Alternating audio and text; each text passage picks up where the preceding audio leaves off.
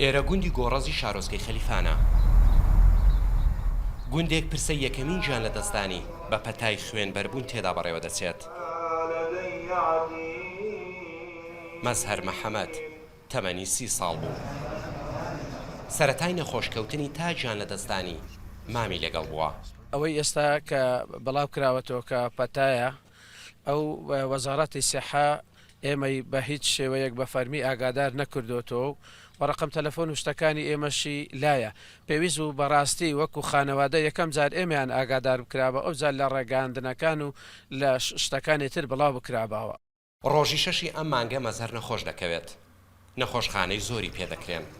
بەڵام تا گیان لە دەستانی بۆ کەس و کارەکەی ڕوون نەبووتەوە نەخۆشیەکەی چی بووە.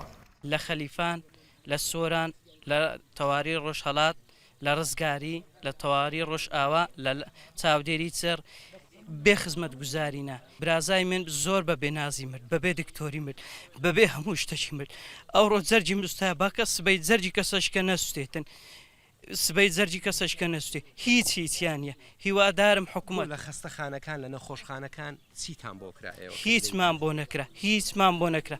تا برازاکەم لە گۆڕنەنا نەمانزانین نەخۆشەکەشی چیە. مەزهەر مامۆستایوانە بێژ بووە، خێزاندار و باوکی دوو منداڵ بووە و هاوژینەکەشی دوو ژیانە.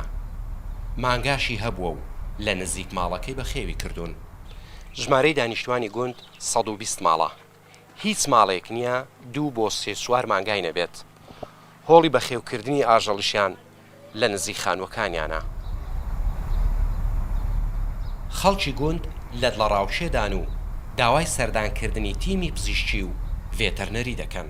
مامۆستا، قوتابخانە، دکتۆر هەموو ئاژەڵی هەیە، هەموو قوتابیەکان هەیەنتی لە هێزار هیچ ئەوەی نەکرێ هەموو ماڵێک تیمێکی ڤێتەرنەری هاتووە دوایی نەخر تەنها تەندروستی خەلیفاناتی وشکارمەندەشی هاتی مانگاکان بڵێ ناتوە هیچ کەسێک ناتوە ئیلا ڕێنماییتان پێدراوە کە لەمە دوای بەداوای لێبوونەوە هیچ کەسێک نادێت.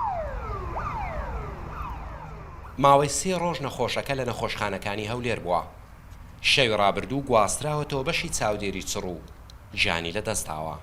ئەمەوە یەکەم حاڵەت نییە لە هەرێمی کوردستان کە چارەسەر وەردەگرێت. خۆتان دەزانن لە عێراق ئێستا ژمارەی مردووان گەیشتە 27 کەس. ئێستەمە یەکەم حاڵەتی مردنە لە هەرێمی کوردستان تۆمار دەکرێت. تا ئێستا 4 کەس لە هەرێمی کوردستان بەهۆی پەتای خوێنبەربوونەوە گەیەندراونەتە نەخۆشخانەکان. 3 کەس لەوانە دوای وەرگرتنی چارەسەری تەندروستی نەخۆشخانەکانیان جێهێشتووە و چاک بوونەتەوە. بەختیار قادر ڕوودا و شارۆچکەی خەلیفان.